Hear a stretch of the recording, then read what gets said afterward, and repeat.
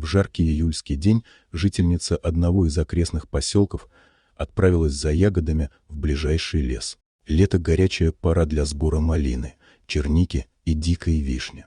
Девушка бывала здесь сотни раз и знала эти места, как свои 5 пальцев, поэтому она без опаски продвигалась вглубь леса. Когда она собирала ягоды, руку пронзила острая боль, которая с каждой секундой становилась все сильнее. Девушка поняла, что ей становится нехорошо, и связано это с пчелиным укусом. Голова кружилась, а в глазах появилась белая пелена.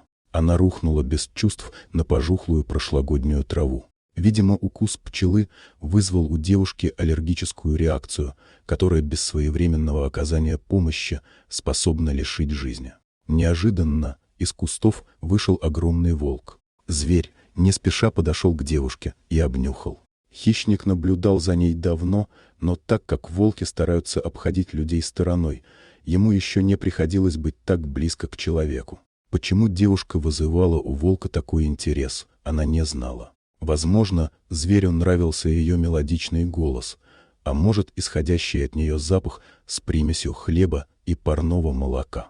В тот момент серого бродягу разбирало любопытство, толкнувшее его на отчаянный шаг. Волку было невдомек, почему девушка лежит неподвижно. Обнюхав ее, хищник пришел к выводу, что она мертва, и поступил так, как поступал при виде погибших сородичей. Волк поднял голову и протяжно завыл, оповещая округу о своем присутствии.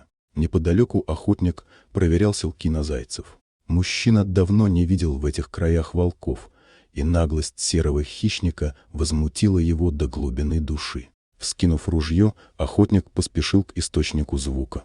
Обнаружив волка, он взял его на прицел. Поначалу он даже не увидел лежащую в траве девушку, но когда человек подошел ближе, то изумленно охнул и, бросив ружье на землю, подбежал к девушке. Она еще дышала, и ей срочно требовалась помощь.